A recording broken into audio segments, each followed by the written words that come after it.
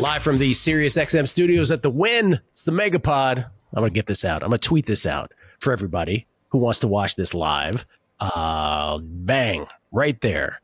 MegaPod week number 3, the Beating the Book podcast, live from the beautiful Sirius XM studios at the Win in Las Vegas. Swankiest studios, not only in Las Vegas, but maybe I've ever seen in my life, quite frankly. Stephen A. was here last week, Sway in the morning, and now it's us, slumming with the MegaPod.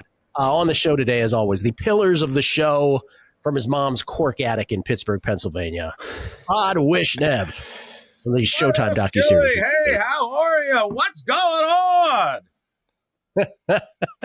Well, thanks for asking. Not a bunch. Just going to do a podcast here if you don't mind. It's your podcast after all.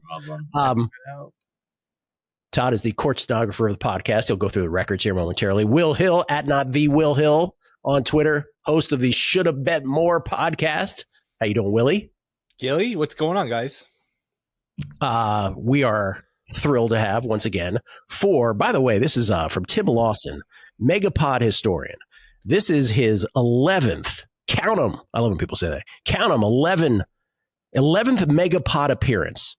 Drew Dinsick first appeared on the MegaPod week 7 of 2020. Circa was 5 days away from officially opening. This is Tim on the history. This is all for the 15th anniversary of the Beating the Book MegaPod, by the way. One of the popular picks of that week 7 episode was a Carson Wentz-led Eagles team laying 5 points against a Daniel Jones-led Giants team. It's all coming full circle. Drew has been featured in every season of the MegaPod since his debut in both regular season and postseason episodes. The only guest to feature in both regular and postseason episodes since debuting. That's how special Drew is.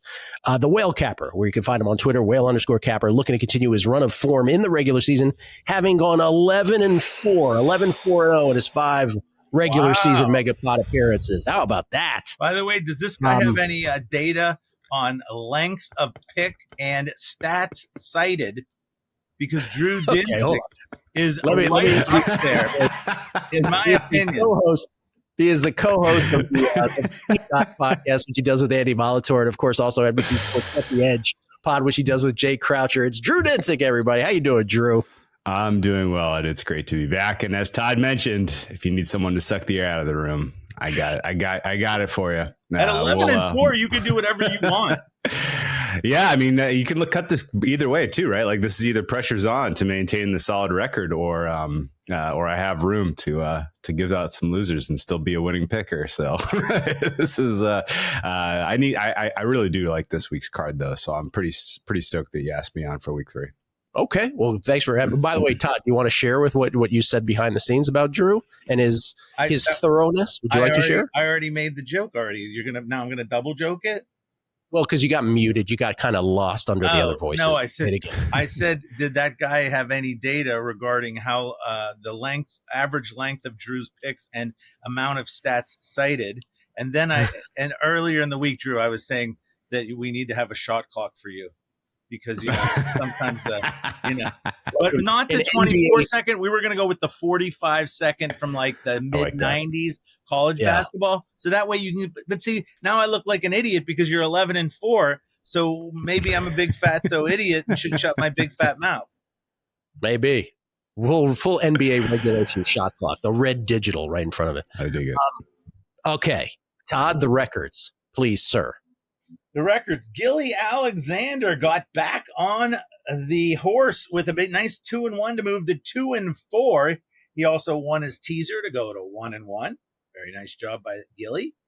Our good friend Will the Thrill Hill, 1-2. He moves to 1-5. However, he's a solid undefeated on teasers at 2-0.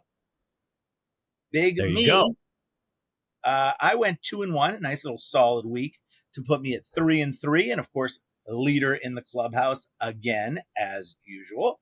And I won my teaser to go to 1-1.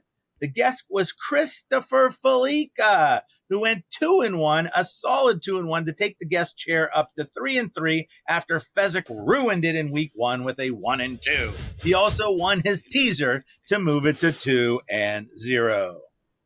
It is amazing you get the 0-3 week 1. And even if you have 3 2-1s in a row, right? 3 out of 4 winning weeks, you're just at 6-6. That 0-3 is brutal to start the season. So Todd is the leader in the clubhouse.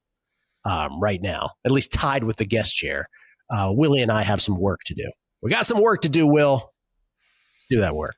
This is a teaser podcast. Anyway, it's a teaser podcast. The picks are just whatever, but it's all about the teasers. It's all about the teasers.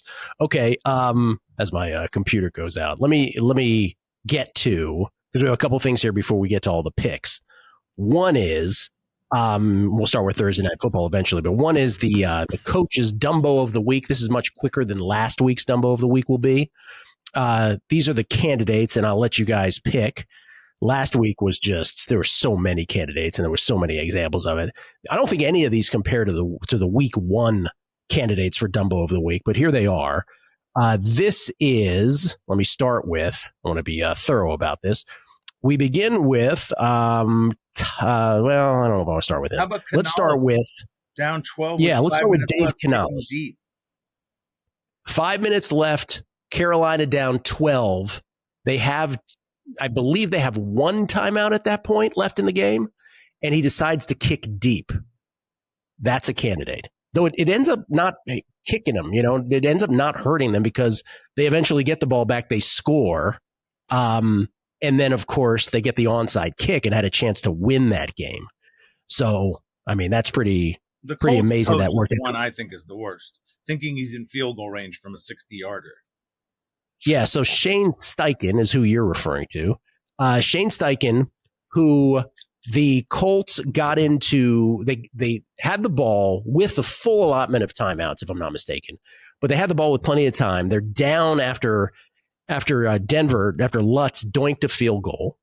They have the ball. All they need is a field goal. They matriculate to the Denver 40-yard line, and he proceeds to run 3 Jonathan Taylor rushes right into the line of scrimmage. I think it was 43-yard line.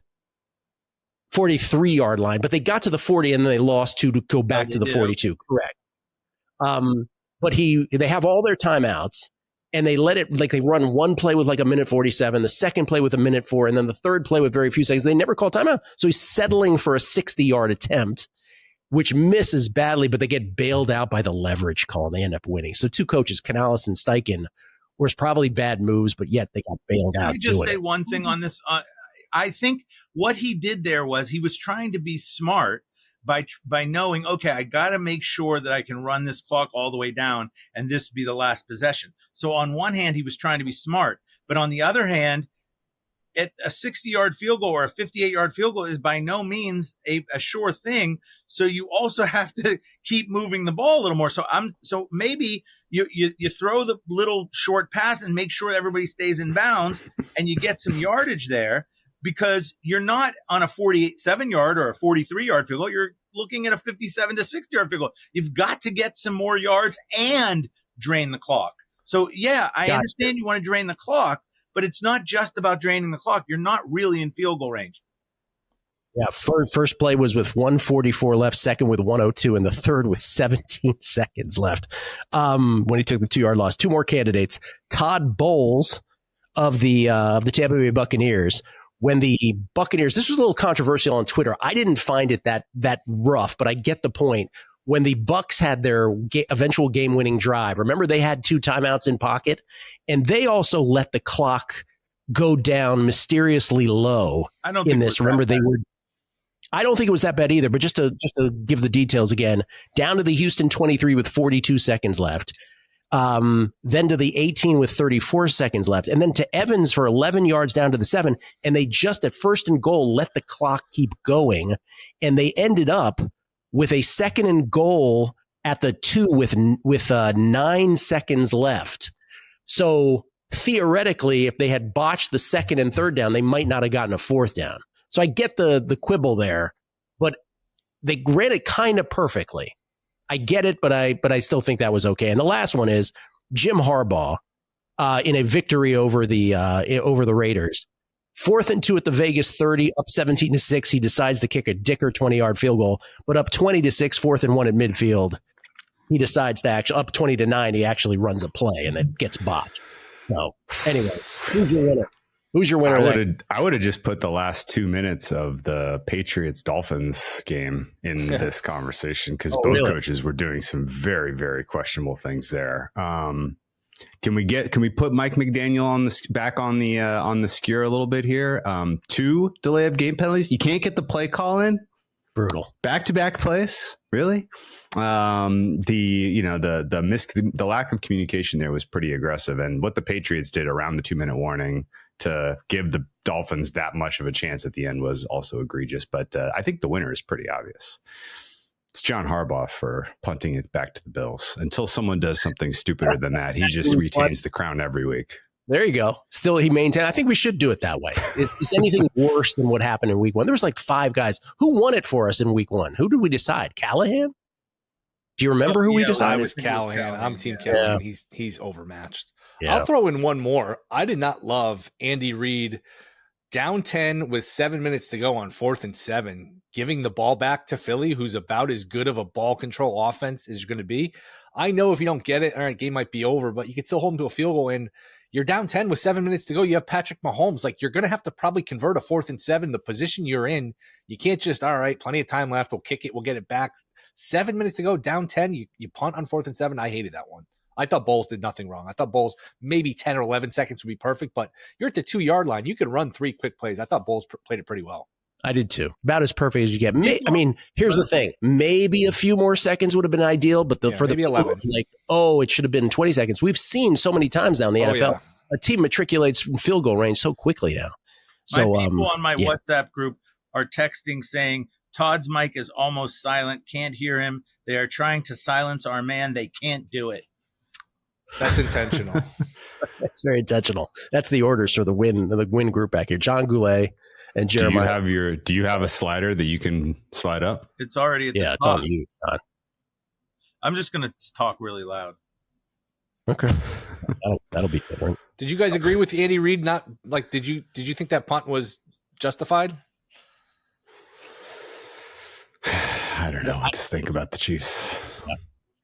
By the way, back to McDaniel. We'll get to the Thursday night game here right after Todd does the end game. But do you think if the Dolphins lose badly tonight, he's done? Do you believe that theory? I mean, I hope so.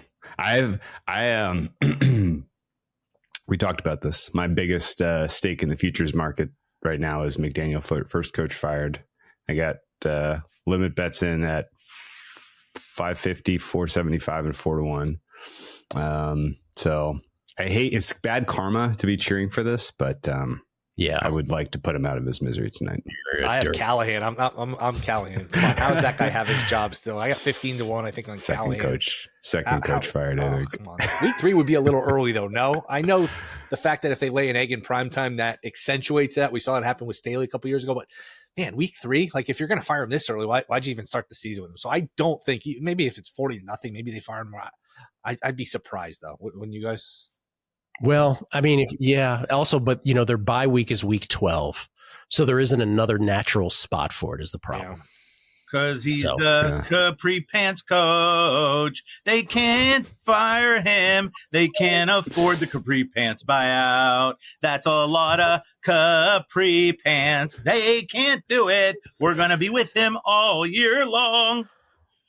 Is that loud enough for the WhatsApp group? I don't know. I'm going to ask him right now. Hey, guys, did you hear the Miami song? They heard it. They heard it fine. Todd, what was your Jaguars live betting thing you wanted to talk about before we go to the picks? Okay, so I just wanted to talk about this real quick on an in-game basis.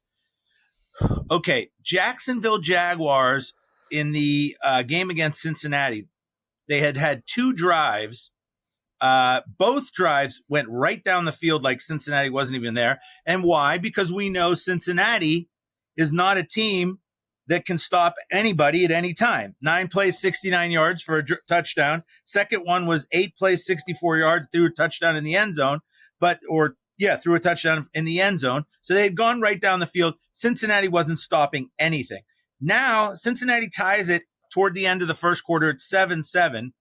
And I have a chance to take the Jaguars plus 1.5 minus 130. Or I could take the Jaguars for the whole game at some, plus 3.5 or something like that. And I'm saying to myself, wait a second. I only have to go one more quarter. I get the ball now first to start the second quarter.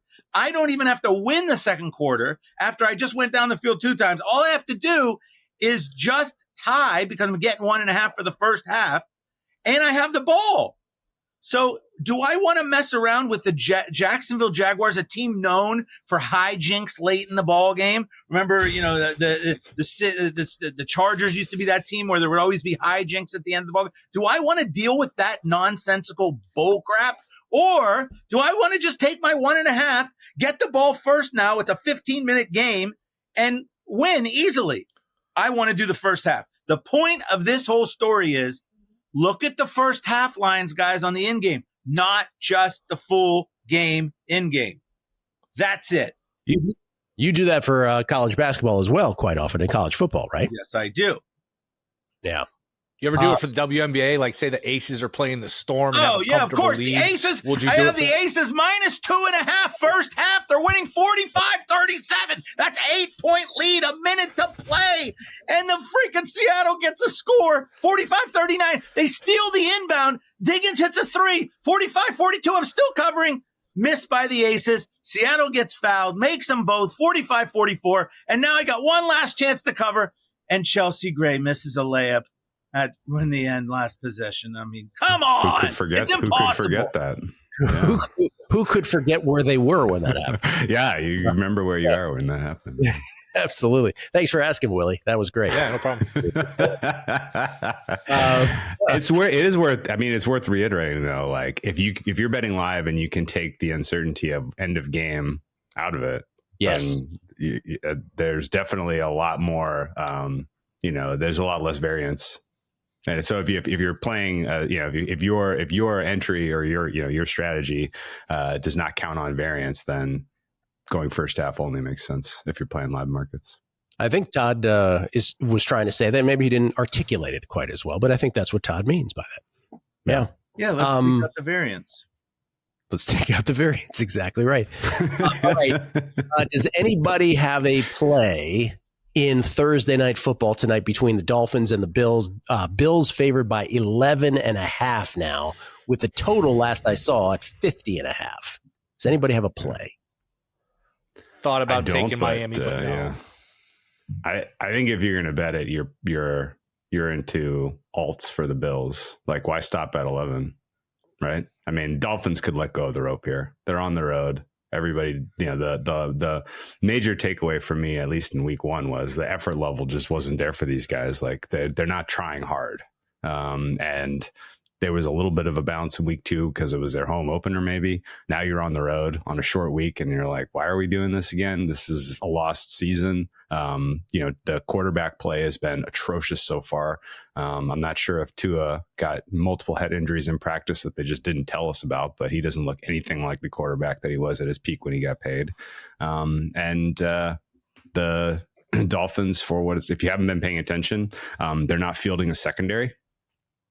Usually you ought to put a secondary out there on the field to defend a good quarterback.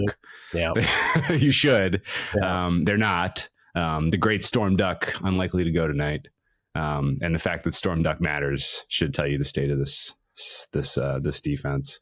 I don't think Josh Allen having more than a few incompletions feels unlikely to me in this one.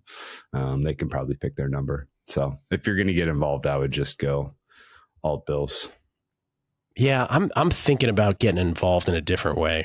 I'm thinking about getting involved in the over to the point where I actually not only thought about it, but I made a bet this morning over 50.5.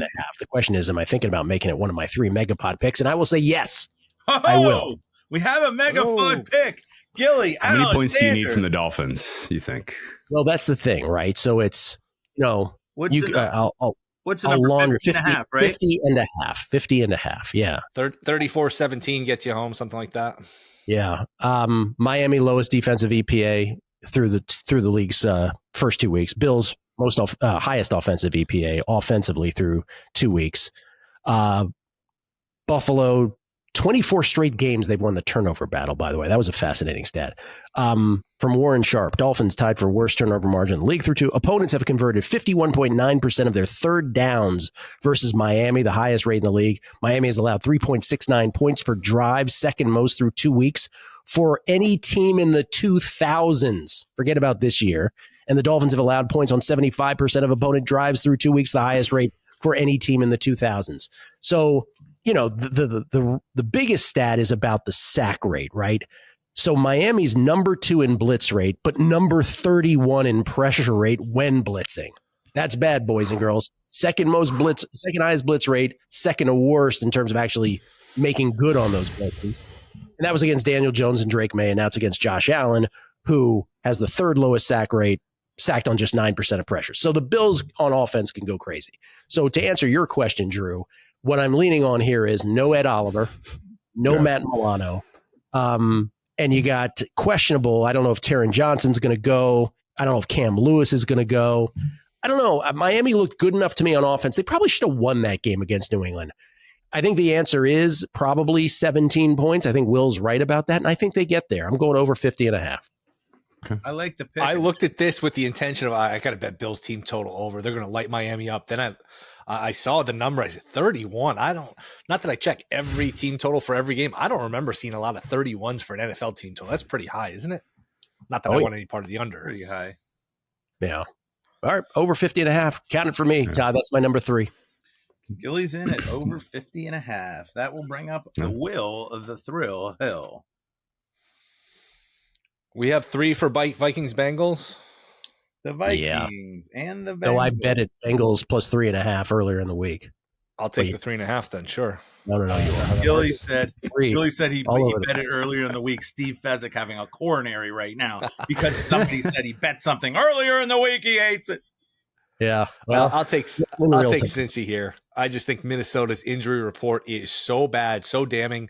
Maybe they get Darisaw back, but you just pick a position group and they got somebody banged up. I don't even know that the drop-off from McCarthy to Wentz is significant or even there, but we haven't really seen much of Wentz in recent years other than just some, week 18s here or there. Again, they're just so beat up right now, and Browning has actually played pretty well in Burrow's absence, 4-3 a couple years ago, including a win over the Vikings and against this Flores defense late in the season, and led him to a victory last week. So, they put up points, 5-3 in the last 8 with Browning. I just don't know that Minnesota should be laying points really with their injury state to anyone decent. And I will say this too. I say this about Vrabel all the time. You make fun of me, Gilly. I think O'Connell's a good coach. And I say this as a Viking fan. I get it. He's a good coach. This idea that he's just like this innovative genius. I heard people when the Vikings returned the kick from the Bears when it was 2:02 left, the fact that the Vikings ran it out was a genius move. If you're watching that game with 10 idiots at the bar, probably 8 or 9 of them know, hey, you probably got to run out the ball to get to the 2-minute warning. He gets way too much credit. He didn't even tell the guy. A playoff game. They've gotten embarrassed in playoff games. They lost to Daniel Jones at home playoff games. I think we need to chill with the O'Connell stuff a little bit, but I'll take Cincy plus the 3. Todd had the best point about that. Say it again, Todd, about KOC on that. I said he's waving to the guy to come out of the end zone. Why isn't he coaching him before the play? Right. That was the most ridiculous thing I've ever seen. He got credit for that too somehow. Yeah. Oh, a lot of credit. People, it was genius. It was genius. I don't know. Genius might be a little much. What? Yeah. For sure. All right, Toddy. Oh no, we skip Drew. Why did we go to Will? No, because if you go first, what ends up happening is it reverses the whole order. So we go Gill, Will, me. Then it's your podcast, for God's sake. You make the rules. Dude, I'm reading this right off the bylaws. What do you want from me? My God. It's like Uno when you get that reverse card. Yes. Go ahead, Todd. What's yours? Mine is going to be my first pick here in the MegaPod. I'm going to go with a little team that Gilly Alexander likes. They're called the Washington Commanders. They're -3. Am I correct? And they saying they're -3. I'm going to go with the Washington Commodes -3. So what have we seen so far from the Washington Commanders? They played a very nice game against the Giants, got home 21-6. It wasn't great on offense, but the defense was decent. Then they go up into the juggernaut at Green Bay. Now, to me, the fact they got whooped in Green Bay does not say anything bad about Washington. It tells me that Green Bay, I thought after the first week, was amazing and how they shut down Detroit. Now they shut down Washington. Big deal. The fact that you can't run the ball or do anything against Green Bay, to me, doesn't mean you're bad. It just means They're Green Bay. They're the best defense in the league, at least for right now. And they're playing damn good football. So to me, that's just a loss that's going to happen most of the time. So to me, now you're telling me, okay, who do we have to beat? The Raiders? Are they playing the Raiders? Somebody check this. Are they playing the Raiders? I am seeing lots of 3.5s. I don't know. What is Drew? Now I'm going to get this nonsense. Okay. What is it, Gilly? I'll take the 3. If you're going to do the 3.5, I'm so confident. I just want to be fair. Oh, yeah, be fair. Is it 3.5? Is it 3.5 or 3? I'm trying to get the Wi-Fi here, and I'll let you know. It's basically 3.25. You're either 3.5 and like -101 or 3 at -120ish. Wow. Well, I'll take whatever you guys decide. The point that I'm making here is I think Washington is a much better football team than the Raiders. What have we seen from the Raiders? A team that could play 18 quarters and they're not scoring against the Chargers, okay? Maybe they can kick some field goals. 11-minute drive in the third and fourth quarters. This team cannot score. Now, they look decent against the Patriots, but it's the Patriots, so I can't give them any credit for that. All I'm asking Washington to do is win by a field goal, or if Will's going to screw me, by 4. Will's right. He's not screwing you. It's Okay, 3.5. fine, It's 3.5. more 3.5. I'll take the Washington Commodores minus the 3.5. And they're still saying they can't hear me on the goddamn Megapod. We can hear you. Just if multiple people are talking, you're the one who we don't hear. That's how this works. Well, people on my thing are telling me we can't hear you. Is the FCC putting pressure on Gill to censor you? All this kind of stuff. I'm about to be. Yeah, turn your mic up on the computer, probably. It is up. That's what I don't understand. It's all the way to the top. Well, we hear everybody else fine. How's that new mic coming along, Todd? I'm still working on that. It's not that easy to figure that damn thing out. Still working on it. All right, Drew, our guest who goes last. How rude of us. Oh, you actually snake here, Drew, so you get 2 in a row. Okay. First play for me is going to be hold your nose and take the points with the Jets. 6.5 seems like fair across the market, even though it's a cheap 6.5 right now. I'm fine with that. I think this is going to be a competitive game. Most of my angle is just expecting that the Jets D-line is going to have a lot to say about this one. There is a cluster injury right now in Tampa Bay on that offensive line. One of the things that really made Tampa Bay so good last year, I thought, was the continuity and the consistency of their starting best five offensive linemen. If you need a reminder, they drafted and hit on Graham Barton, who played center for them, like 16 games last year. They got huge steps forward from some of their young guards, including Cody Mock, who played 16 or 17 games for them. He played all 17 games for them last year. Ben Breedson, their other guard, young guy, played all 17 games for them last year. Both those guys were awesome. Tristan Wirfs was the best tackle in football by my numbers. He started 16 games last year. And Luke Godeke was their right tackle, played 13 games for them last year. None of those guys are playing their positions in this game. None of them.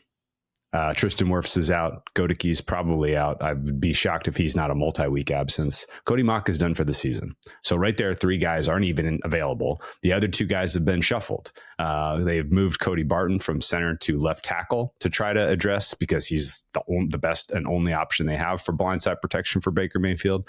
And then they've shifted Ben Breedson into play the center role, because apparently that's what they think is the next most important position. And they've backfilled now at the other 3 positions. The men that they have backfilling include Elijah Klein, who 2024 6th round pick. They have Charlie Heck, who notably committed one of the more egregious tripping fouls that did not get called against the Texans in the first half of that game, and was a cast off from San Francisco. And then they have Dan Feeney, who does not currently have a number assigned to him, because he is that new of an addition to this unit. If you were wondering, well, maybe they have some other guys available. Currently on their active roster, there is only one more offensive lineman, and that is undrafted free agent Benjamin Chukwuma. So Presumably, they will elevate some guys from the practice squad, and they will have a more complete unit in case there are any more injuries to be had. But the state of this offensive line is extremely problematic for running a functional offense. I don't think realistically you're getting much in the way of the run blocking, which has made Bucky Irving and Rachaad White look good. Bucky Irving in the last half of the season last year and to start the season. So if this is an offense that now finds themselves under duress, Quinnen Williams and Will McDonald and company getting pressure, being effective at stopping the run, I think you're putting Baker Mayfield in harm's way in long down and distance at the end of these drives. And in general, he holds on to the ball too long. If he is not getting superlative protection, he is definitely not as effective. He currently has the shortest time to throw of anyone in the NFL to this point in the season. That's not going to get any better in this game. And I think Ibuka dealing with injuries and just in general thin skill position players, this all spells trouble for Tampa Bay being able to score and be effective offensively, which opens up the door for a pretty clean cover, I think, from the underdog here. Some people will probably clutch pearls and say, but it's Tyrod Taylor, a backup quarterback. And I would say that is a neutral. There is no downgrade for the Jets for me going from Justin Fields to Tyrod Taylor. And in fact, I was just going to say, I can squint and see a better fit with what a guy from the Detroit system would expect to get a Jared Goff light type of performance out of Tyrod Taylor compared to what you did get out of Justin Fields. So I think this is a decent chance for the Jets to bounce back, get their first win, and Tampa Bay on the short week with this cluster injury offensive line is in deep trouble. So points with the Jets. Best bet for me of the week. There you go. Thanks for not doing any shot clock shenanigans there, Toddy. Appreciate it. Did I go over? I was trying to time it. He was a little bit over. Way over the shot clock. Way over. I appreciate you, Drew, unlike some others here. Look, when he puts up an 11-4, he can do whatever the hell he wants. Cool. By the way, Todd, for those who are Todd Wishnev fans, I am assured he will be boosted in post. So you will be at normal level in the podcast, in the audio form, Todd. Oh, thank God for that. Yeah, we're all very excited about that. I don't like this taciturn, Willy Hilly just throwing in little taciturn comments at me. I don't appreciate that. And I will tell you next time I go to Texas Roadhouse with you, if I ever do, you're not getting as many rolls as you might think you might get. Not getting as many rolls as you might think. Drew, you have a second one. What do you got? Okay, I'm going to go with AFC South stinkage here, and I'm going to take the Houston Texans plus the 1. I think the Jacksonville Jaguars offense is still very much a work in progress. Consider me unimpressed with the start to the Trevor Lawrence era. Consider me unimpressed with Trevor Lawrence generally. And I think with the injury and or ineffectiveness of Brian Thomas Jr. and the fact that they continue to try to force him the ball, and I get it. Like they don't have a lot of other choices, a lot of other options. That is going to spell trouble against the Houston Texans defense that is now, this is clearly one of the most talented in the NFL and is now, backs against the wall, must put up one of their best performances of the season to save this thing. So I think the Texans defense is going to have a lot to say about this outcome. And really, when you look at what Trevor Lawrence has been doing so far this season, when he has had plenty of time, he is not making good decisions. He is not making high quality throws. Now put him under duress and, kind of speed things up and make him make quick decisions. I think this could go sideways in a hurry. And then on the flip side, I think the Jaguars defense is kind of quietly flying under the radar as a bad unit. They can rush the passer, and that might be fine against this, offensive line, which is nothing to write home about for the Texans. But I'm seeing enough in terms of CJ Stroud and Nico Collins starting to understand the system that they're trying to run in Houston this year that I think they have a little bit of a breakout game here. Christian Kirk being back definitely helps things in terms of having a safety valve, a quick release. And I think they know they just need to pretty much give up on the run and have CJ Stroud operate in the quick game from the pass. So I think the Texans with their backs against the wall find a way to win, and I'll take the point. Texans for Drew after his play on in the previous play on the Jets plus the points. We'll get to a Survivor segment coming up, or a Survivor moment here, but the Buccaneers, I have 6 entries in Circus Survivor, and I'm thinking about playing the Bucks on 1 or 2 of them. And now you've given me pause on that. And a lot of folks just on the radio side, just anecdotally, all the Texans love this week. I haven't heard one person. Oh, really? Yeah, not even one. We know how that goes. I think I'm out on Stroud. I don't like Stroud anymore. Do you guys feel the same way? I watched him the other night, man. He was so good as a rookie. I'm very lukewarm on him. They can't block. They cannot block. That's not. It's some of it's on him too, though. Okay. Well, it's hard to know without the all 22, right? Is anybody open? I have no idea. No idea. But I'm with you. What do you think, Drew? Some of the pressures he's been under have been so quick. It's like you could have prime Tom Brady back there. It's not going to matter. I've seen him throw some nice balls. It's if he could just, everybody needs to be on the same page, and the offensive line needs to play just a little bit above the Mendoza line, and then all of a sudden that might start to click. I don't know. I'm not out on Stroud. Okay. All right, back to Todd. Okay, I am going to go my second pick for what do you guys have in the Minnesota Viking Bengal game for the total? Vikings Bengals total is 42.5. 42.5. Why don't you just make up the line like you did with the Commanders game? Just pick okay, Willie. I do have in pocket this game over 18.5, and the line moved 24 points up. I don't know how, but it just happened to move. Is it really 42.5? Because I see some 42s and some 41s and halves. But if it's painted 42.5, dude. Okay, fine then. Paint. Fine. Give me over 42.5 in the Bengals and the Vikings. Okay, here's what I'm gonna say. Sure, the quarterback for the Vikings stinks. We thought he stunk. He had that great fourth quarter against the Bears. Mazel tov to him. Last week he came out against Atlanta, who could rush the passer, and it was curtains for that guy. At under 20.5 team total in the first quarter, it might have been my best team total under in my history of my career. They ended up with 6 points because they could not block the front of the Atlanta Falcons. However, this week they play a Cincinnati Swiss cheese defense. That defense is atrocious. To me, I think. Now, the Vikings are at home, so if J.J. McCarthy's ever going to play decently for you, it's going to be here at home against a horrible Bengals defense. So all I need for McCarthy is to give me a little something. Just throw me a little taste of that fourth quarter of the Bears game. There, you don't end up with just 6 points. Give me something against a horrible. Todd, I will bet you anything McCarthy doesn't even throw one touchdown. How much do you want to go? Your assessment of McCarthy is going to be very confused after the game. That's what I predict. He's not playing, Todd. I'm sorry.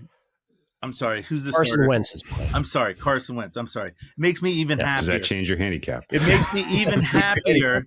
I'm sorry. It makes me even happier to take Minnesota. I screwed that up. I'm sorry, guys. I apologize. Here's my stats that Drew Dinsick doesn't know. When Wentz comes in from McCarthy, he's undefeated. Okay, everyone knows that. We'll fix it in post. I'm sorry that I screwed up on the McCarthy. The point is, I don't care. Wentz is better than McCarthy. So that makes it even better for me. I knew there was a reason I liked this over. I just think the Bengals defense is terrible. If Drew was playing quarterback, I think they can move the ball. If J.J. McCarthy is playing quarterback, I think they can move the ball. And if Carson Wentz is playing quarterback, I think they can move the ball. So I think Minnesota is going to get me points at home. Cincinnati has Browning. Is Browning the starter? I can maybe get one of the starters correct. Browning is the starter, okay? And Browning is not a bad backup. He's a It's Burrow. Burrow got cleared. His toe is fine. It's going to be Burrow. You're now you're just messing. He's playing with it. It's Browning, and Browning is going to be very good. He's a very good backup. He's very solid, and I don't like the Minnesota Vikings defense at all. In fact, we saw J.J. McCarthy, pull it out for them in the Bears game, but they did nothing on defense in the Atlanta game at all. I felt Atlanta could have scored 34 points there easily. So to me, I think we're going to see Bengals points. We're going to see Vikings points. I don't care who the effing quarterbacks are. I did screw it up. I apologize. But Wentz is better than McCarthy anyway, so it doesn't even matter. Thank you. Wentz, Browning on CBS. Yeah. Now, to Todd's point, the Vikings defensive injuries are flying under the radar because of the McCarthy stuff. Like, that unit is messed up. They're missing a bunch of their best players. And I do think it is somewhat reasonable. I know Carson Wentz is like a punchline to people now. It's just so like, it is reasonable to assume that he's better than JJ McCarthy after 2 games, right? Like that's not a ridiculous thought. I mean, he's got to score more points than, to win MVP with like a month left in his second season, but he got hurt. If he didn't get hurt, like that was the only thing keeping him from being an MVP award winner, which is just really hard to kind of wrap your head around. And on the Colts, what about on the Colts when he threw a bunch of great moon balls for pass interferences? Do you guys remember that? Okay. He had a great. I always think of Carson Wentz and RG3 in the same way. They're both like these. They elicit snickers from people, and their whole careers are ruined by injury, right? Before and what Will said, Carson Wentz probably on his way to an MVP. RG3 won the Rookie of the Year, and then they blew out their knees. What can you like? Why? It seems like with Wentz, there's some stuff that people don't. There's like some personality stuff, leadership, weird in the locker room because you hear people kind of off the record say, he's not the best guy to just be around. I don't know if you guys like know anything about that, but you hear little things like that where that's why he burns out. There's a lot of cloak and dagger unconfirmed stuff like that. I've heard of it, but I think the Eagles drafted Hurts to replace him because they were concerned about his long-term injuries with his back and just ever reaching his peak again. And to Todd's credit, Wentz, he can't do worse than he did last start. Where he scored 0 points. So his total QBR was 19 point something in that final game for the Chiefs. I believe it was. I feel like that flattered him. Yeah. By the way, I have actually a better microphone. It's a hidden microphone into the quarterback's room of that Minnesota Vikings. And I've heard that Wentz does not ever offer to pay for snacks. I remember when Carson Wentz was on Hard Knocks. I assume it was with the Eagles. He was a little weird during that. Was it the Colts or the Eagles? I can't remember. I don't remember that one. Yeah, he was. I remember this. He was a little weird. Like his face, like he just didn't know how to answer questions. His face just had this stupid smile on. Like, so I don't know. Anyway, to your point about that. Is it me? Do I get 2? Is that how this works? No, it's Will's turn. Oh, it's Will's turn. Go ahead, Will. Sorry. I have a very similar handicap to Drew with the Bucs-Jets game, but I am going to, when I thought about taking the Jets, I'll take the under 43.5 for all the reasons Drew mentioned, the cluster injuries on the offensive line. I know everyone loves Tyrod Taylor, but to me, Tyrod Taylor is going to serve more as a game manager, be conservative, not turn the ball over. Aaron Glenn, a defensive coach, Ball's a defensive coach. I think that both coaches probably going to this game thinking, don't turn it over, play the field position game. So to me, like a 23-20, 21-17 type of ugly game. Just remember, Baker got banged up at the end of that game too. Remember, it was a weird play where I don't know if he thought it was like his ACL. I remember watching it like, oh no, he's really hurt. And then somebody, I think it was CJ Gardner, got in his face. And as soon as that guy started talking trash, Baker Mayfield got right up and wasn't hurt anymore and started yapping back. But he did go down funny at the end of that game. Their offense hasn't looked great. Their offensive line is beat up. So to me, under 43.5 is a play here. Willie, do people say you favor Carson Wentz, by the way, that you guys look alike? I've heard that before, yes. Yeah. Okay. So under 43.5 Jets, Willie? Yeah, I gave out an honest line, Toddy. How about that? Just giving out what the actual line is. Not my trying to line shave thing a is all two in my screwed up favor. right now. All right. I don't know if I've ever talked about guessing lines on this podcast before. No. But last week on Guessing Lines, I was incredulous at the Bears-Lions line. I couldn't believe the Lions were only 4.5 point favorites. That worked out splendidly. I was incredulous about the Falcons being, at the time, 4.5 to 5.5 point dogs against the Vikings. That worked out splendidly. The one that didn't work out so splendidly was the Steelers, who I thought ought to be, I couldn't believe they were a little below the 3 as opposed to above the 3, and that didn't work out. This week on Guessing Lines, I had 3. Atlanta, I couldn't believe, was just a 3.5 point favorite on Monday at Carolina. I actually bought it down to 3. It's now 5.5. And I'm doing something that might be considered irresponsible, but I'm still going to play it at 5.5 here on the Megapod. Even though my bet, just to be clear, is at 3 with extra juice. And Elihu Foystel told me I made a good buy on the buy down. But even at 5.5, here's the thing with the Panthers. They got crushed week 1 by the Jaguars. Then last week, they're getting crushed by the Cardinals, But what we remember is this furious comeback where they recovered the onside kick. It just felt to me like the Cardinals just kind of stopped playing football and figured they were just going to. It was total garbage. It was garbage. Total garbage time. And the Falcons are, man, offensively, we know the weapons, right? From Bijan and Penix and Drake London and Pitts and everybody. And Algiers great. Starting. Kirk Cousins is. Stop with that, because people are going to be like, this podcast is ridiculous. The thing about Atlanta, and Todd, I know you'll co-sign on this, their defense is sneaky good. Woo! And so despite having my bet at where I'm having it, I'm doing 3 MegaPod picks. I still think that's one of my 3 best. Atlanta -5.5. I think it's a mismatch at Carolina. And then since I have the snake, the other 2 that I loved, I have Cincinnati +3.5, so I'm not going to play that one at 3. But the other one was I have Tennessee +3.5. That actually has gone away from me. So I actually like the MegaPod number better. Tennessee +4. I'm doing the Willie thing and taking the Titans. My only thing here is I just feel like this is a 2-week overreaction. Indianapolis, no one can stop talking about them. Daniel Jones, this amazing revelation. They're 2-0. Shouldn't have won last week, but no one seems to remember that. 2-0. And then the Titans, on the other hand, think about who they play. They went into elevation to play this vaunted Broncos defense. If they don't have dropped passes, if Callahan knows how to challenge a play properly, if he knew that 1 elbow equals 2 legs, there was a lot that went against the Titans. They probably had a shot at winning that game multiple times. And then last week, the Titans were beating the Rams in the second half. So there's, and then they kind of collapsed after that. I get it. But I believe 2 weeks ago before the season started, the look ahead on this was the Titans were a tick of a favorite.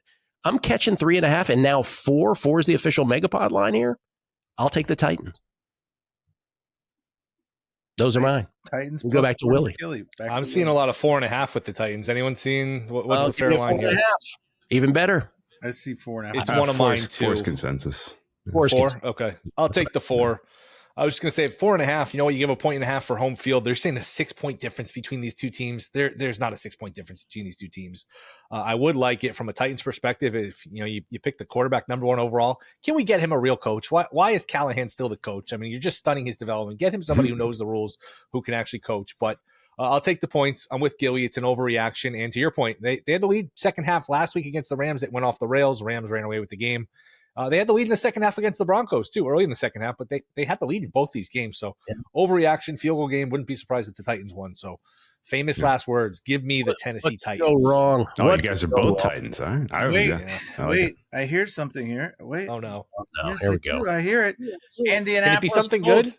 Indianapolis Colts lead the game 20-17, and I do know, Jim, that 2 guys on the MegaPod are currently covering this at +4. There's only 35 seconds to play. Cam Ward back to pass. He's hit from behind. The ball squirts loose. Jim, is that going to roll in the end zone? I think it is. He falls on it. Oh, my God. What a bad beat. Tennessee's going to lose by 10. Holy cow. The MegaPod guys are going crazy. Look at him right now. That is an eggplant purple. Look at that guy. He wasn't. Yeah, you can't breathe if you're going to do it the right way. Oh yeah, just look at his color.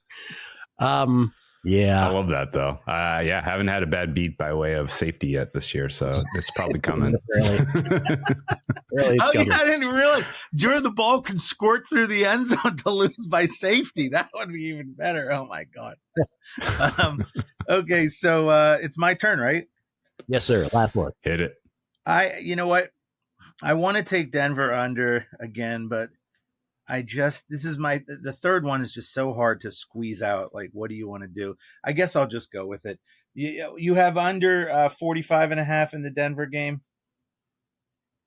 Under 46 we can give you. Okay, I'll take 46. Under 46. I don't love it, but I've got to have a third pick here. Under 46 in the Denver game. Here's the thing. It's a divisional game. They know each other very well. Denver's got a good defense. Now, I was a little upset with Denver's defense against the Colts. I was like, where's this vaunted defense I saw week 1? So that gives me a little bit of nervousness, especially going up against the by the way, Herbert looks just, oh my God, does that guy look good? I mean, he always looks good in the past, but this year he has looked even better. He just throws such a beautiful ball. It almost looks like Jeff George. If you guys remember Jeff George from the 90s, who would just kind of flick it out there. Now, granted, he was an idiot and he couldn't really be a quarterback, but he could throw the ball so gorgeously. And Herbert seems to throw it just unbelievably beautifully. And I think this Chargers team's, up for good things. I'm going to hope and pray that Denver can slow them down and maybe hold them to, 24-ish. And hang around. And then on the other side of the ball, I've got Chargers defense, which I think the Chargers defense is looking pretty good. I liked what they did against the Raiders, and I loved what they did against the Chiefs in week 1. So if they can hold those teams down, why can't they hold old Knicks down? I mean, Knicks, the first week, he's throwing the ball all over the place. Very, very concerning about his turnovers. He did look a lot better last week. I have to give him the credit for that. But I just feel it's divisional. These guys know each other so well. Let me squirt under at a 24-21. What's that? Stevie will be like, Squirt under. He's squirt under 46 with a 24-21 final. And Stevie will be like, oh, you think it's a 1 point difference? Okay, Stevie. 24-21, Stevie, under 46. You okay? No, I'm upset about when he qualified. It was a narrow edge. He did. It counts the same if he gets there by squirt or otherwise. All right, Drew, what's your last one? I have no opinion on Chargers Bucks. I'm with you guys on Titans. I took the points there. Sort of with Gill on Falcons. I didn't bet the side there, but I do think the Falcons are going to score enough to get that over home pretty comfortably. But for my third choice, I'm sticking with the side. And Gill brought this up earlier. You mentioned the Miami Dolphins having the worst EPA per play defensively in the NFL. Yes. I think you have to put a little context in that. But this early in the season, a lot of teams have kind of they've garnered some positives defensively by creating turnovers. And so when you look at defense early in the year, I always screen out turnovers. And if you remove turnovers from the sample and you look at defensive EPA per play, the Dolphins are actually 30th. They're not 32nd. There's two worse defenses. I could give you a lot of guesses. Bengals. I think some of you would probably guess Bears are down there. You're right. I don't think you would get the other one. Let's guess. Is it the Bengals? Is it the Bengals? It's not the Bengals. Is it the Giants? Cowboys? It's not the Giants. It's not the Cowboys. Wow. Okay. Tell us. It's not the Panthers. All right. I get It's a not guess the Jaguars. here. I get a guess. Hang on. Saints. Oh, well, he just It's told not us. the Saints. You're naming a lot of bad defenses, but you haven't hit number 31, allowing 31st. Steelers. It's the Steelers. Okay, all right. The Steelers. And you know what? I've been saying on this podcast for week after week, I've been saying the Steelers can't play defense no more. Last 6 games, we haven't done anything on the defensive side of the ball, and I couldn't believe it. And now here comes the stat guy. He's going to give you all the stats. But like, you do have to put some context around it, right? Like, you know, they've played the mighty New York Jets and the Seattle Seahawks. It's true. Yes. Who could forget? So it's actually maybe even worse than it looks on paper because those offenses stink. Yeah. So I think there is a world where the Steelers defense is just fundamentally broken right now. Highsmith being unavailable for this one absolutely matters. Porter being banged up absolutely matters. Like right now they have a huge talent problem on that side of the ball. And TJ Watt, for what it's worth, is not playing even close to the level we saw from him the first half of last year, let alone most of his career. So this Steelers defense is a flashing red light right now that is a bet against.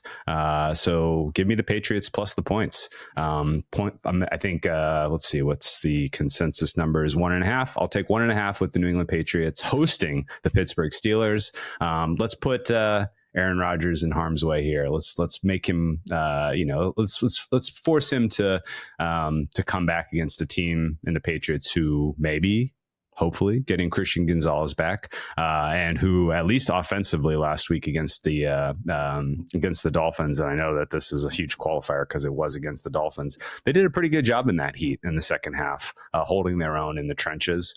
So to the degree that the offensive line fix is on, it looks like that's hopeful, if not correct. And so I think the Patriots can get a pretty comfortable win here against the Steelers team that we may wake up with a pretty different opinion of exactly how to rate them come Monday morning. Right now, I have the Steelers rated 19th in the NFL as a minus 1.7. I have the Patriots rated about 23rd at a minus 2.4. So there's not a huge gap between these two teams, and you give the Patriots home field advantage. I feel like they should be small favorites here. So I'll take the plus 1.5. There you go. Drew, was it you earlier in the week on the radio side on a numbers game at VSiN who said that opposing offenses have figured out the strategy of playing the Steelers? Find TJ Watt and then run the other way. Yeah, exactly. Like like the tackling, the angles, the strategy, like the coaching, like there is a lot going on with the Steelers defense that just is not what you're used to. And they're coasting in a lot of ways, I think, on reputation. And no one's been listening to Todd because he's been dealing it straight. They've turned his volume down. That's I said it when they raised the parking from $80 to $100. Right there, you knew the defense is going to struggle. And what did you see? We saw the defense struggling. So now Yins go out for a little snack down there and have a big meal in halftime, and you come back and the Steelers are giving up another touchdown. Drew, don't encourage him. By the way, Twitter crapped out. So we are they don't know what happened. Twitter somehow crapped out on our show. They gave up on us. Gave up? No, I don't know. We're like it. Like no one wants to hear the truth about the Steelers defense. Nobody wants to hear that. Okay. So, which brings us to now that the best bets are in the rear view there. Teaser of the week. You want to do Survivor or teaser first? I could do Survivor real quick. Again, a record low percentage of entries have been knocked out the first 2 weeks in the 6-year history of Circa Survivor anyway, using that as a gauge. Last year, remember, was the carnage, the record, where 72+% were knocked out of Survivor through 2 weeks last year. And remember, after 3 weeks, it was like 95%. But this year, 72.8% through 2 weeks last year. That was the record. 9.36%. That's it. And the reason for that is because in the first 2 weeks of the season, and this applies to our final question of like which of the big favorites is the most likely to lose outright, -3 favorites or better in the NFL through 2 weeks, 19-2 straight up. -3.5 point favorites or better, 15-1 straight up.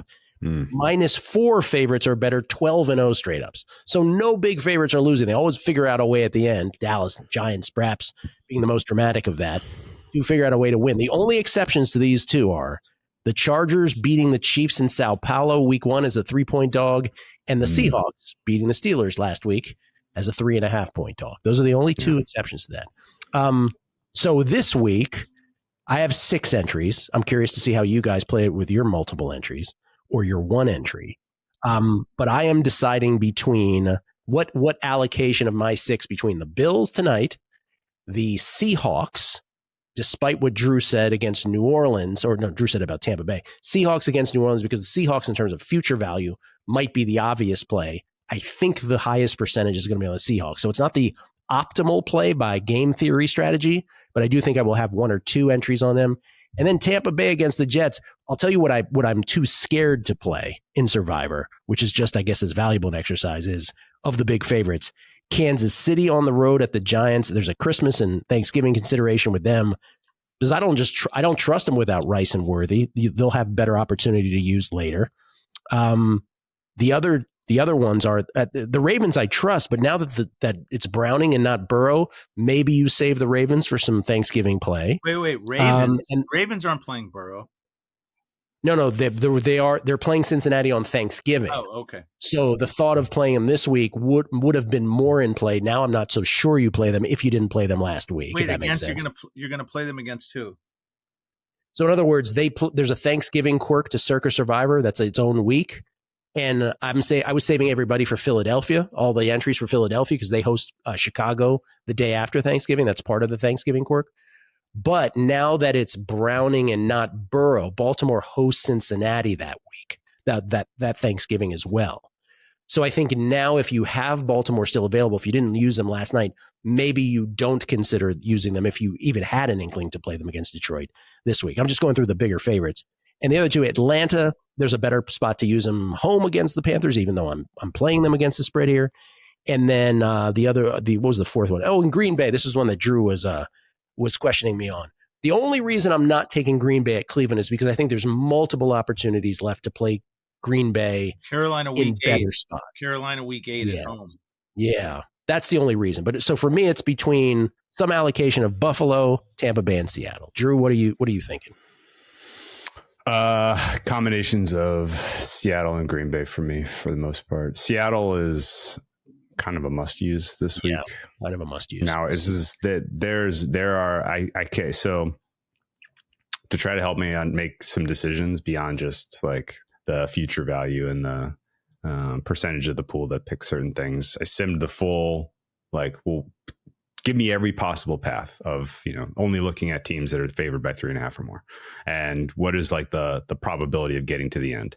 The most likely win probability path you can get 20 picks parlayed on the money line. This is all using preseason odds, so it's imperfect because it's all going to change. Was about 100 and you want to guess like one in what is the win probability of the most likely 20 leg parlay? Oh man, it's got to be one in like a high number. No, didn't we talk about this with? Didn't you talk about this with Fezzik? Yeah, 150 to 1. Fezzik. It's 613 to 1. 601. 601 to 1. So basically that is that is the highest win probability if you go through all 20 picks. And then, I figured out what are the top 1,000, most likely. And then what are the most common for each week, just to see if where the hot spots were, where you had to which weeks do you have to kind of gravitate towards certain picks, and then which weeks do you have to try to spread out? And this is one of the weeks where you gravitate to Seattle. And it's all because of the future value. My numbers basically say put 70% of your pool on Seattle and then spread the rest between Buffalo and Green Bay. There you go.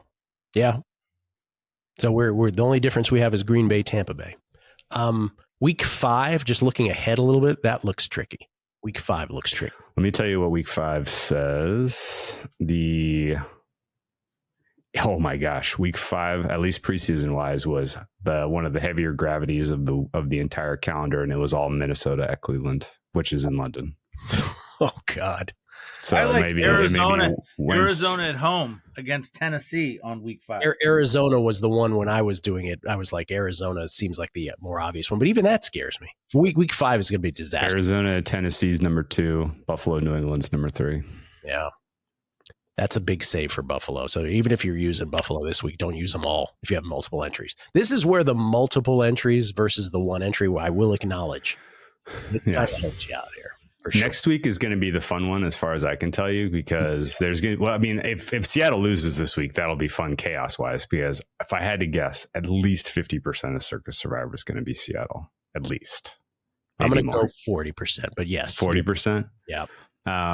So this week I think is going to be fun if Seattle loses, but next week is going to be way, way diffuse. I think there's no kind of optimal pick next week. How about Buffalo Detroit, at home against Cleveland, New Orleans? Maybe. Buffalo at home against New Orleans? Buffalo has so much future value. You know. But Buffalo has a lot of opportunities. Yeah.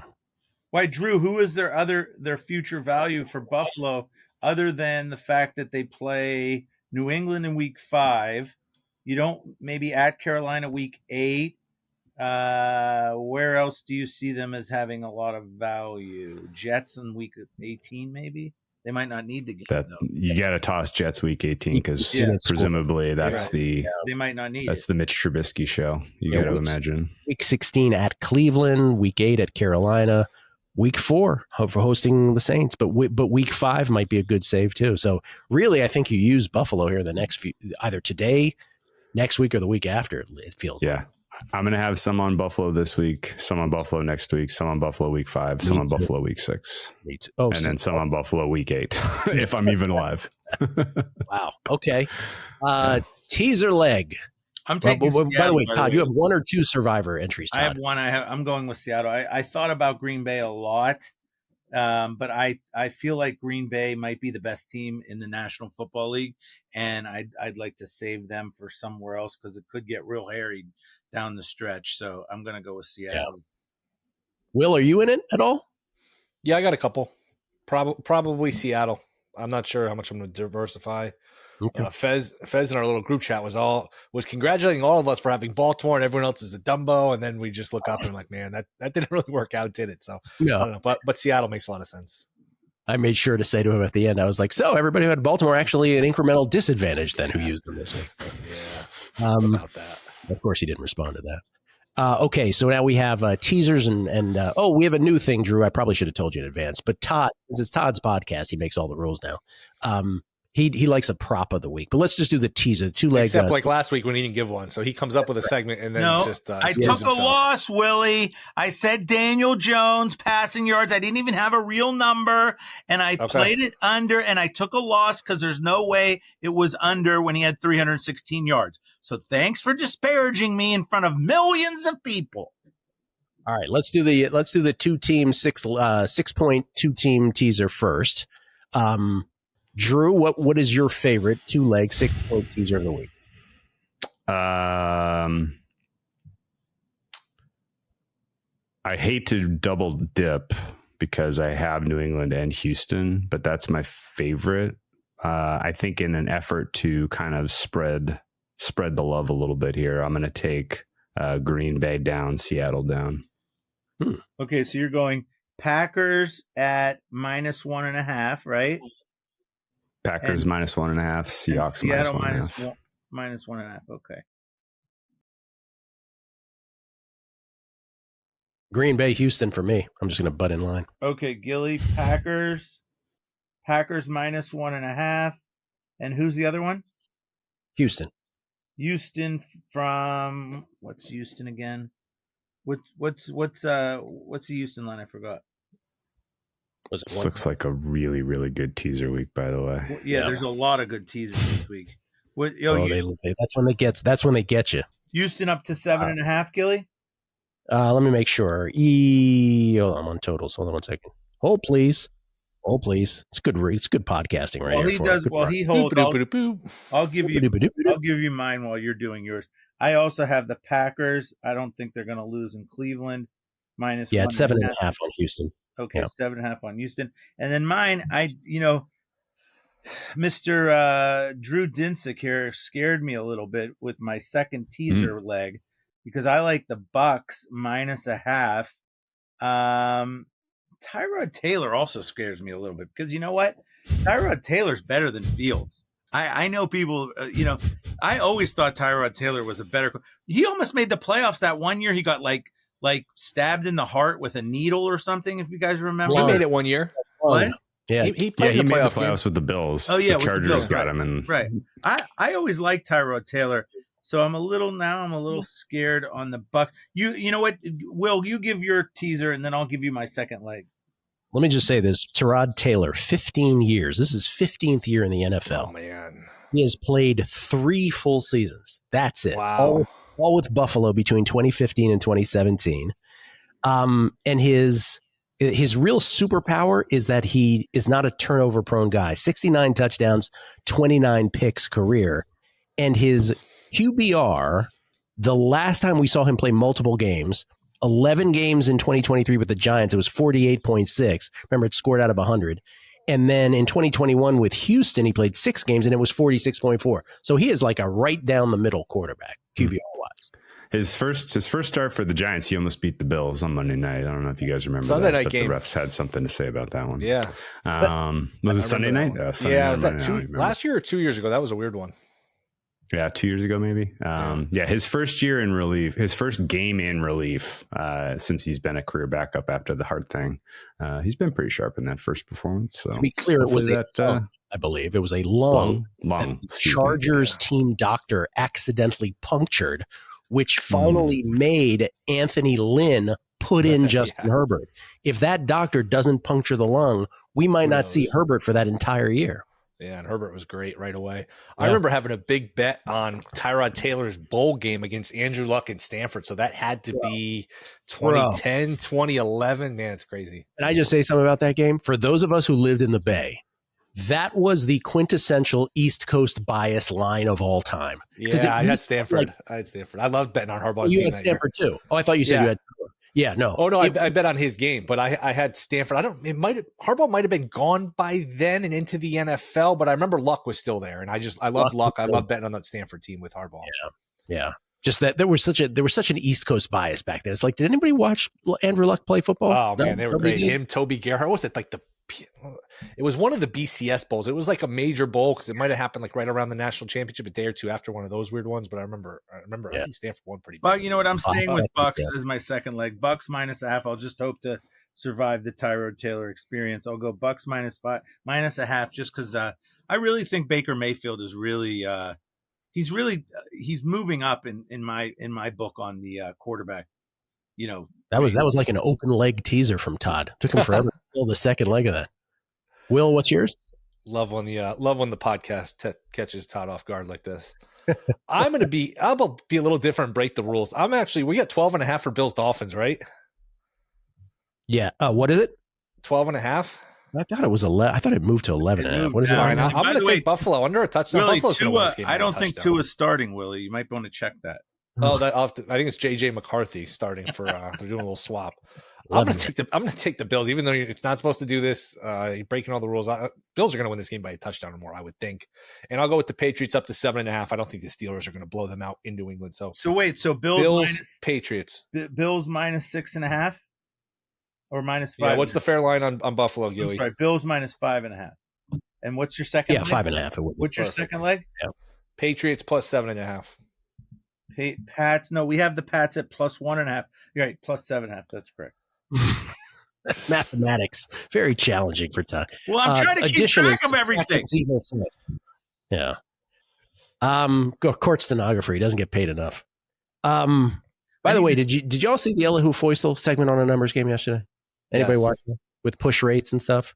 I thought that was fascinating. How people think that -3 is more common now, but it's actually, less common now, but it's actually more common now. He was saying. It's interesting. Based on the historicals. Now, what will happen moving forward? Steve Fezzik's mind, goes crazy. Elihu's wrong, yeah, but he's just talking about historicals. And then the other thing which he left us with, which is, and keeping that in mind, teaser pricing is pretty fascinating these days. So he sort of left it hanging. But what I will say is, all these folks that come on and talk about, hey, back in the day, teaser prices were -110, and anything above -120, you're getting killed. Maybe not. Just want to point that out. By the way, Stanford won that game 40-12. It was January 3rd, so it was a couple days after New Year's. That was the Orange Bowl. That's Kobe right. Fleener had 3 touchdowns that night. What year? Zach Ertz with a touchdown. What year was that? Crazy. 2011. So probably the 2010 season, and then January 3rd, 2011 was the game. Harbaugh was in the NFL. Yeah, he might have left the NFL after this game. Or after this game, right. It was right around there. And if I'm not mistaken, it was Virginia Tech. Tyrod Taylor had like one big play early, and that was the end of that, I think, if I recall correctly. But Stanford rolled. All right, prop of the week. Todd, do you want to do a prop? I have my prop of the week. You want to hear my prop of the week? Let's hear your prop of the week. Chris Boswell over 1.5 field goals made. I'm just gonna do this from now on every week, because I don't care what you're laying, just do that. That's my prop. Over 1.5. I think it's probably going to be up to. I don't see a number on it. Do you guys see a number on it anywhere? Because it, like last week, it was like -150 or -145. He's getting up into the now. I bet he's going to start being -160 soon, because or they're going to move the number. Yeah, they won't even post the 1.5 anymore. Right. He's ridiculous. By the way, through all of these kicking shenanigans and all these doinked field goals and these missed extra points, Chris Boswell and Cameron Dicker and Aubrey, right? The Aubrey thing is just out of control. You really they didn't make enough of this. That game-tying field goal against the Giants is tied for the third longest kick in the history of the NFL. And by the way, he has the second longest. That's 65. Wait, what is the official longest right now? 66. Justin Tucker, remember that one that bounced on the crossbar against the Detroit game? Yeah. Is that the Detroit game? Or no?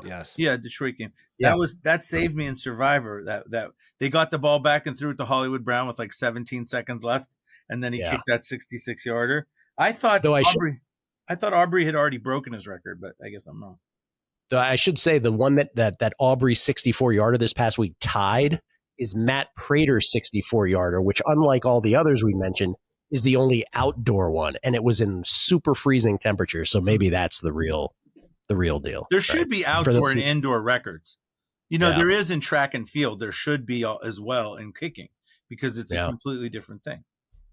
So Boswell over 1.5. We'll just call it -150 because that's probably what it's going to be. Will, do you have a proper? I am going to go Tua Tagovailoa over 34.5 pass attempts.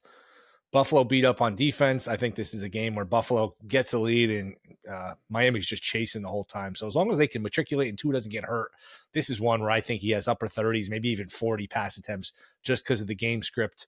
And Miami can't run the ball either. So it's not like Miami can just pound the rock here and try to shorten the game that way. Miami has no running game. So I think Tua over 34.5 attempts. We might have to do this one. Is that enough for you to bet this pre-flop, Todd, or you want to wait for the Bills to get a lead? Do you like that bet? Well, here's the thing. How many did he have the first week when they were getting trounced and he was throwing 1 million? Probably not that many because they couldn't sustain drives. I remember thinking about betting it, but didn't, and I was happy I didn't. Well, and then they pulled him late with Wilson. I'm going to tell you right now, he only went 14 for 23, and then Wilson went 5 for 8. So that's interesting because they couldn't move the ball in the first half. He didn't accumulate enough attempts. That's the scary part with the attempts bet on the end game with the teams that are getting killed. If you can't move the ball, you can't get more attempts. So you really kind of want a good offense, and you want the other team so far ahead that they'll give you the little dinker ball, and that dinker ball will get you there with Caleb Williams one of the weeks, and I forget who we did it the other week.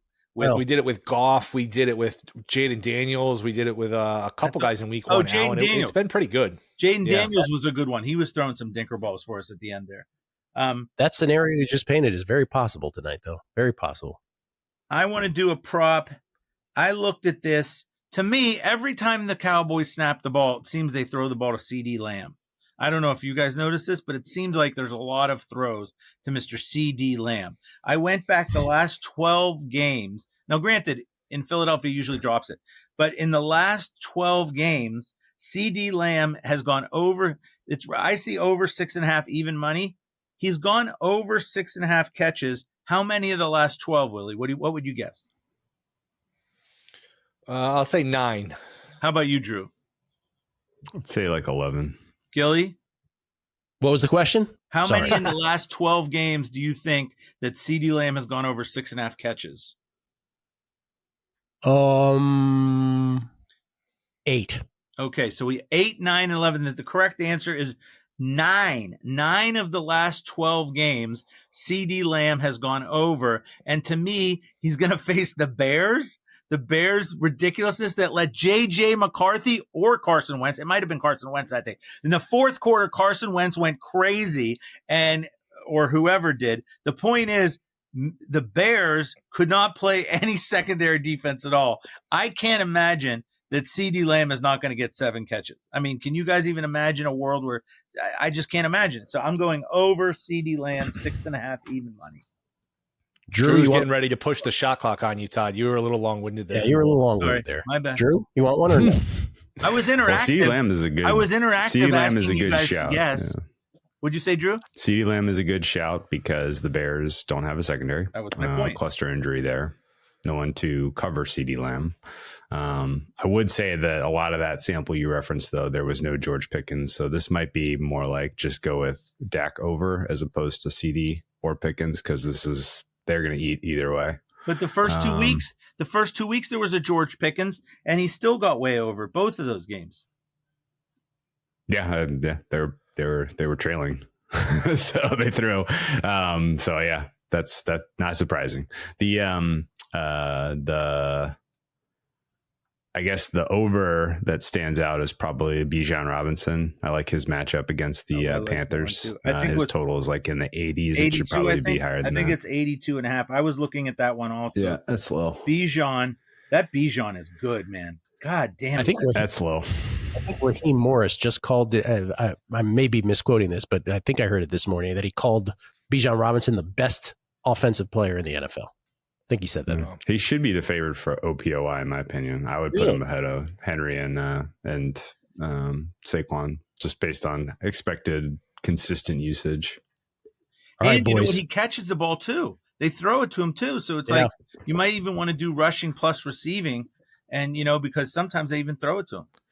They throw those dinker balls to him. Dinker balls. Before we wrap, because I'm the resident Olympic sport. Yes. Ball knower. I just got to correct Todd a little bit on the world record thing.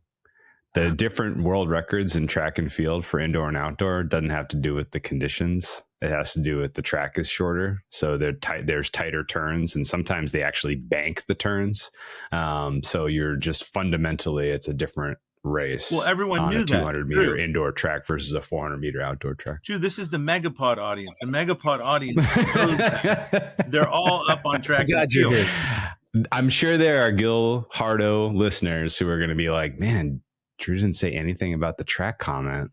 That's exactly right. He didn't even mention that the track is a different size. What happened? Was he not paying attention? Was he not listening? So the indoor and outdoor has nothing to do with. You're telling me there's no races where they're the same, like 400 yards inside, 400 yards outside. Indoor tracks are 200 meters. So there's never the same on both. Oh, that's interesting. Okay. Nope.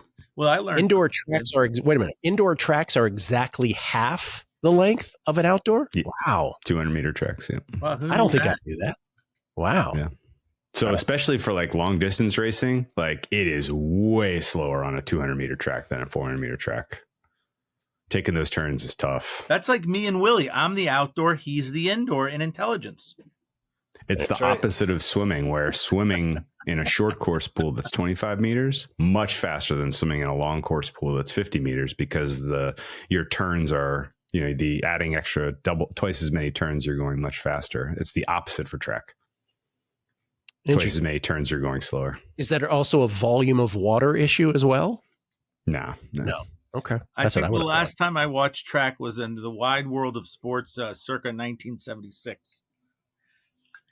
All right. Final two questions. Dude, world championships are going on right now. Sydney McLaughlin-Levrone set the championship record in the 400 meter last night. You weren't watching that? Who's that? Oh, you were watching the WNBA. Can you can you bet on track, Drew?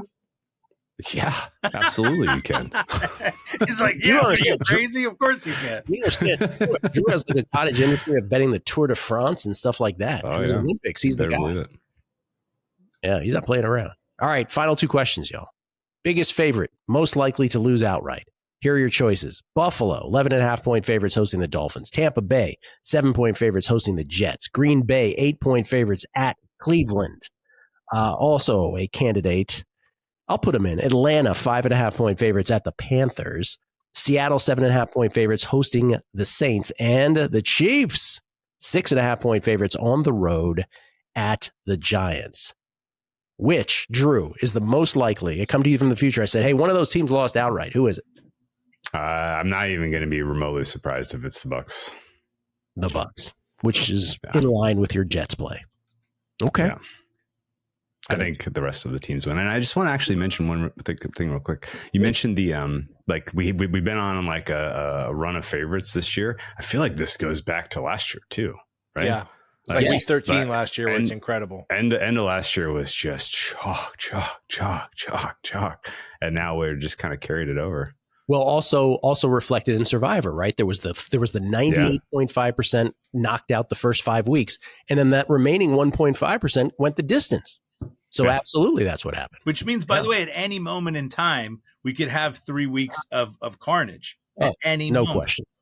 No question. Or we live in a new paradigm where the favorites just win. No, I don't believe in new paradigms. That's that AI generated nonsense where they give you the wrong answer. You say who's a good broadcaster on VSiN, and it comes up Gill Alexander. You go, what? That's crazy. AI, what are you doing, brother? By the way, Will and I, just a little note, I mentioned this on a numbers game this morning. I don't know if you heard me, Willie. We somehow in conversation were talking about the 2000 NFC Championship between the Giants and the Vikings. And the Vikings got crushed 41-0. And my recollection, I was in Vegas with my buddy Reza, and we were stupid, and we said, "Hey, it's the Vikings -3. If this goes to 3.5, we're not playing the Vikings." And it went to 3.5. We played the Vikings anyway. We got crushed. And Will and I were talking about. Will's like looking up, he's Googling it. He's like, "No, that wasn't the spread. It was 1.5." And I'm like, "No, it wasn't." And so I wonder if that is part just AI error, or if the spreads were so different back then. There's so many different shops that I just happened to be at a Vegas shop that had that line. So I don't know. Anyway, by the way, I can tell you the New Haven Register in year 2000, it had to have been 2001 by the time the game was played, had Vikings -1 at some point in that game. It was, wow, Vikings on the road. They don't really play well outdoors. Culpepper was a young quarterback, and they got their absolute shit kicked in 14-0 like 2 minutes into the game. Like the second play of the game was a touchdown. They fumbled the kickoff and another touchdown, and the building was going crazy. And boy, that was a tough one, living in Connecticut around a bunch of Giants fans. I went to school the next day, a bunch of newspapers on my locker taunting me. Granted, I probably taunted them before the game saying the Vikings were going to win. So yeah, that was a rough one. It doesn't matter because 2 weeks later they got crushed by the Ravens. They did. By the way, I played around a little bit with AI, especially in college basketball, to try to see if I could get them to do it for me really quick, like how many total points are scored in the last 5 minutes of college basketball, how many go to overtime if the score is within 6 points, mess around with it, see if it could give me.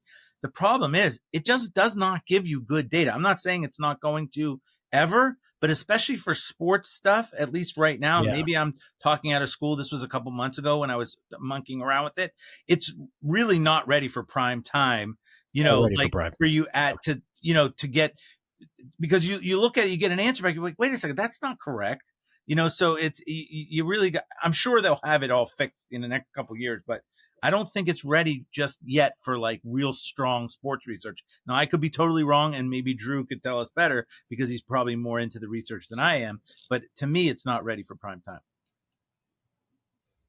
I don't know. I think it's even fundamentally close. Okay, there you go. Not even close. Let's answer that question. Todd, biggest favorite, most likely to lose outright is? I'm going to say the Kansas City Chiefs. I would not be shocked. This guy Neighbors, I don't know if you guys have ever heard of this guy Neighbors. He catches a lot of balls. And if Russell Wilson throws him a couple good, moon balls, who knows? The Chiefs can't score. If you can't score, you can lose the game. I wouldn't be shocked at all if we wake up and it's Giants 21, Chiefs 20. I'm with you, Todd. I think it's the Chiefs. And I think Russell Wilson is feisty enough to pull it off. So, yeah. Chiefs. I don't disagree with any of you guys. I think all your dogs are live. Just because we haven't mentioned it and I thought about making it a pick, I think the Packers are in for a close game. Cleveland's stats are pretty good.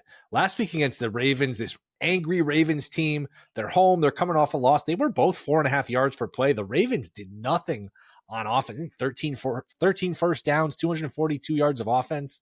And last week, the week before against Cincy, 7 yards in the second half. This Cleveland defense might be back to 2 years ago when they were really good. So maybe we get it's 17-14 late and it's anybody's game in the fourth quarter. So I'll say Browns, Packers on upset alert just to be a little different. Yeah, there's a bunch of 0-2s that don't suck, right? The Browns don't suck. The Saints don't appear to suck. The Titans don't appear to suck.